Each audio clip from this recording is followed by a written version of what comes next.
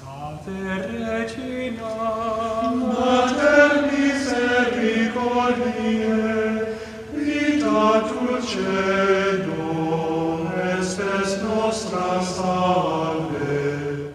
The Lord be with you. A reading from the Holy Gospel according to Matthew. Jesus spoke to the crowds and to his disciples, saying, "The scribes and the Pharisees have taken their seat on the chair of Moses. Therefore do and observe all things whatsoever they tell you, but do not follow their example. For they preach, but they do not practice. They tie up heavy burdens hard to carry and lay them on people's shoulders, but they will not lift a finger to move them. All their works are performed to be seen. They widen their phylacteries and lengthen their tassels. They love places of honor at banquets, seats of honor in synagogues, greetings in marketplaces, and the salutation, Rabbi. As for you, do not be called Rabbi. You have but one teacher, and you are all brothers. Call no one on earth your father. You have but one Father in heaven. Do not be called master. You have but one master, the Christ. The greatest among you must be your servant. Whoever exalts himself will be humbled, but whoever humbles himself will be exalted." The Gospel of the Lord.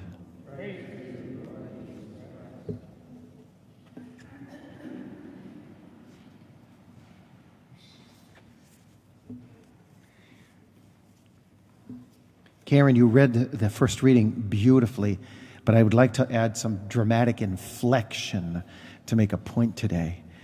Okay, what if this would have sounded like this? "Hear the word of the Lord, you princes of Sodom.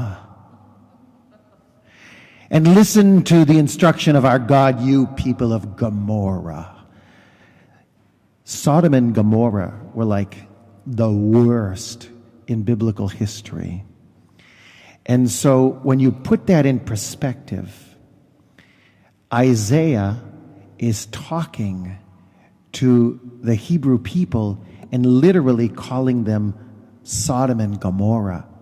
You can't get a worse accusation than that. He is basically calling them to their face the most despicable and wretched sinners ever.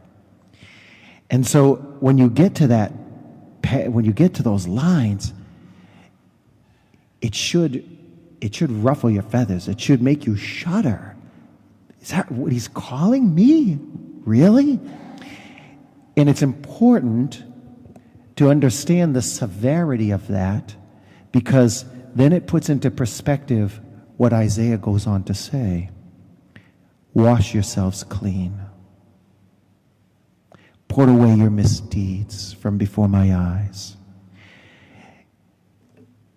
The prophet Isaiah is bringing into the light the horror of sin. And yet, he's saying to these people who could be classified as the most despicable, he's saying, there's hope for you. And you can come. Wash yourselves clean. Put away your misdeeds. He's addressing the most notorious and inviting the most notorious to experience the hope of mercy.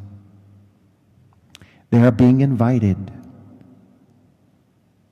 with a beautiful invitation to now trust in God's mercy. By contrast, Jesus attacks the Pharisees. And Jesus isn't quite as severe as the prophet Isaiah. He's attacking the Pharisees because they're very quick to shout out all the rules and label people's sins, but they offer no help. They are condescending and they're prideful. From their positions, they lord authority, and they make people feel low instead of inviting the lowly to experience mercy and be raised up. And so it's very interesting also, if you're looking here at the gospel, you notice that he's talking to the disciples and the crowd. And so you can feel the fact that the Pharisees are right in there, and he's talking to the people and over their heads to the Pharisees. So he's being a little bit more oblique about it. They proclaim a law and establish superiority and power, and they want everybody to feel that. The law was written, however, to save. That's the purpose of the law. The law was written to save the people of Israel. The law was written to initiate a covenant relationship so that God and his people could be bound in a relationship where he could bring them to a land of healing and hope. We call it the Promised Land in the Old Testament. The law reveals boundaries that are established so we won't hurt ourselves. That's what the law does. It keeps us from harming ourselves. And the service of mercy must work hand in hand with the law so that when someone is hurting themselves, and it's apparent by their collision with the boundaries, then the scribes and the Pharisees, and us as well, need to be at the service of mercy to help bring a soul back. As Jesus says, whoever exalts himself will be humbled, but whoever humbles himself will be exalted. At some point, we may all be in the position of someone who needs mercy for the help and assistance of coming back. And rather than pridefully pontificating, Jesus is exhorting the Pharisees to see and meet those who they're ministering to as God's prodigal children, who the Father first gives mercy to before he even challenges on whether or not he should have come home. Actually, he doesn't even do that. And so we meet, as agents of God's mercy, we meet the prodigal in the ditch, and we help him get out rather than beating him down deeper with oppression. Mercy is the lifeline that we should be dispensing generously, sometimes even in our own household. This isn't to pretend that the sin doesn't exist. Isaiah is very clear on bringing the sin to the surface. It has to be brought into the light. And indeed, if it's not brought into the light, then there's no avenue of mercy, simply an apology for horrible conduct and enabling of behavior that is destructive and yet desires to be redeemed. I was thinking of an old pastor in the history of this diocese.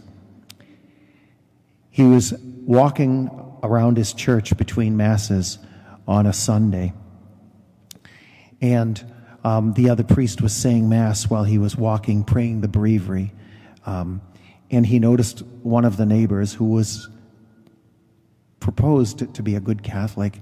He was pounding nails on the roof of his house, trying to put on a new roof. And this old pastor went to the house and he said, "You get down off that roof right now and you get into Mass, because that's where you belong today, and you are not to lift that hammer again today. You're going to spend time with your family." And he got off that ladder and did exactly what Father said. Now, those were the days. On Monday morning, he rounded up 10 men who were working a later shift at the mill, and he and the 10 men went to this man's house and said, "Now, we put your roof on. Let's get to work." So we get our hands dirty for one another and with one another, because this is what mercy desires. Regina Celi, letare, alleluia, qui aquam meruisti portare, alleluia. see